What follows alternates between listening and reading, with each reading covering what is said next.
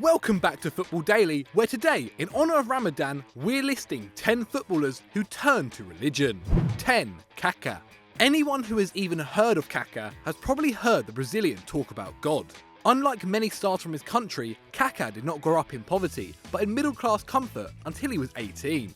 At the time a trainee with Sao Paulo, Kaka was left bedridden with a broken neck after a swimming pool accident and thought he might be paralysed.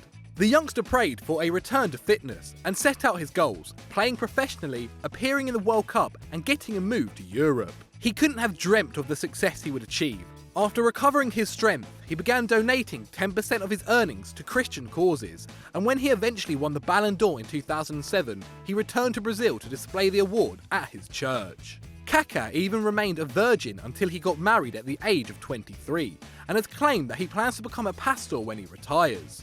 No wonder every pair of boots he wears has the message, Jesus in first place.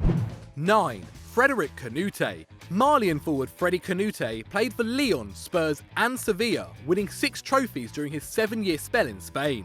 At 20 he converted to Islam, and despite warnings from club doctors, he continued to fast during Ramadan, explaining that his faith would keep him strong in the absence of food. Born in France, Canoute had only visited Mali as a teenager and had been shocked by the poverty and inequality there. He set up a home for orphans near the capital Bamako, providing food and education for the children. And, closer to home, he paid €500,000 to keep a mosque in Sevilla open when it was struggling to pay the bills. Canoute was always clear on his principles too. When Sevilla took on betting company 888.com as shirt sponsors, he refused to wear the kit, as Islam forbids gambling. Now retired, he uses his fame to promote his charity work. 8. Wayne Rooney. While many footballers are open about their faith, Wayne Rooney's Christianity has long been kept quiet. The Man United footballer is no stranger to a cross, but in 2010, when he was asked about wearing a rosary in England training, his attempt to speak about his Catholicism led a team published to cut the interview short, saying, "We don't do religion." Similarly, Rooney's Twitter account has been a battleground between a player keen to discuss an important part of his life, and advisors who'd rather he kept it to himself.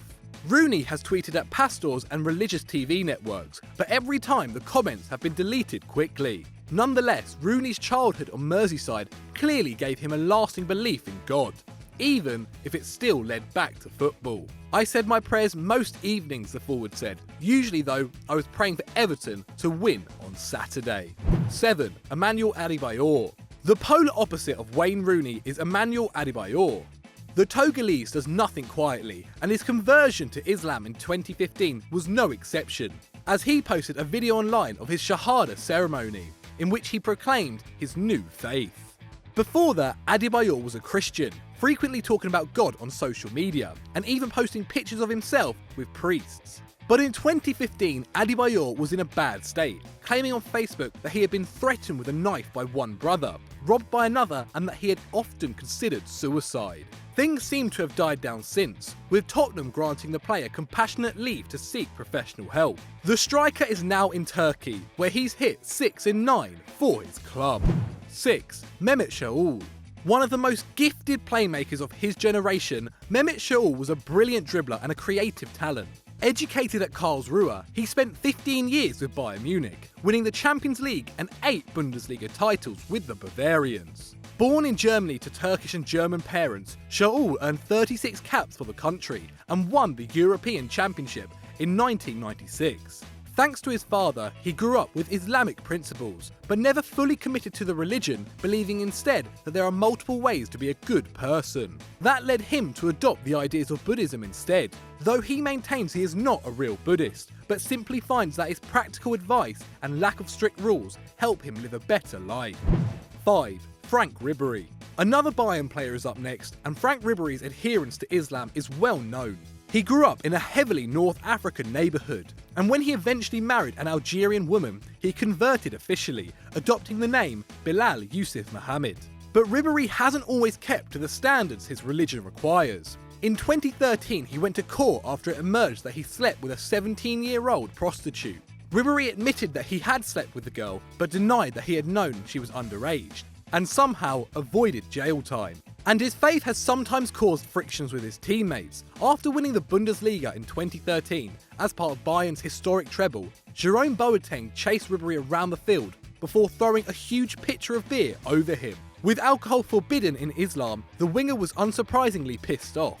But the differences seem to have since been resolved, as the pair have gone on to win another 4 titles. 4. Vedran Corluka. Spurs and Man City defender Corluka played for Croatia, the country his family took him to when he was 6 to escape the war in Bosnia. Raised Catholic, Corluka won 2 titles with Dynamo Zagreb, as well as a pair of cups in Russia with Lokomotiv. Despite his jet-setting career, Corluka never forgot where he came from. His father had returned to Derventa, the village of his birth after the war, to help rebuild, and Corluka followed suit, pledging money and even returning himself to aid in the reconstruction of the town's Catholic church. And Corluka's Christian generosity doesn't stop there. While at a London bar in 2011, a waiter complimented him on his watch, and the Croatian gave it to him, only asking for the waiter's one in return. The watch was a diamond-encrusted Hubalt, valued at £36,000. 3. Eric Abidal. A winner of 8 titles and 2 Champions Leagues, Eric Abidal's career has been glittering, but things have not always been easy off the field. The French international twice had surgery for a liver tumour, with close friend Dani Alves even offering to undergo a transplant to save Abidal's life. Fortunately, the defender had his wife Hayat to rely on. Born in Algeria, Hayat is a former gymnast and a Muslim, and Eric converted from Catholicism to Islam when they married, taking the middle name Bilal. According to Abidal, he had already given up eating pork as a teenager, so found the transition relatively straightforward, with support from Muslim Barcelona teammates at the time, Yaya Toure and Ibrahim Afellay. 2. Bruce Dyer. The first British teenager to cost £1 million, Bruce Dyer signed for Crystal Palace at the age of 19, but only spent 2 years in the top flight and never won a cap for England. The striker featured for Stoke and Watford, but these days can be found playing 5-a-side with convicts as part of a Christian outreach programme in prisons. Dyer had been out of control as a player, as a career blighted by injury pushed him into a drink and drugs problem. Depressed and dumped by his girlfriend for cheating, Dyer got support from his brother, who had turned his life around after a stint in jail for drug dealing. These days, Dyer is happily married and runs meetings and curry nights with newly released offenders. 1. Wesley Sneijder. For a long time, Wesley Sneijder was one of the most unpopular players in the Dutch squad. The midfielder once mocked a teammate for earning less than him and returned to the council estate where he grew up to show off his new cars. But Sneijder's marriage to Jolanthe Cabbe, a TV presenter and Catholic, saw the Dutchman turn over a new leaf.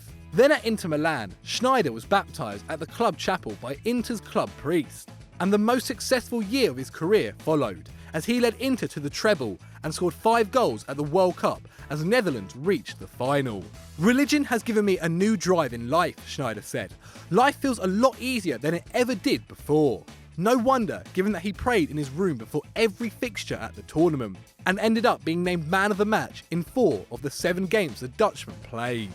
So what did you think to our list? Let us know in the comments below. If you enjoyed this video, please check out our other content by clicking on screen, and as ever, please do like and subscribe.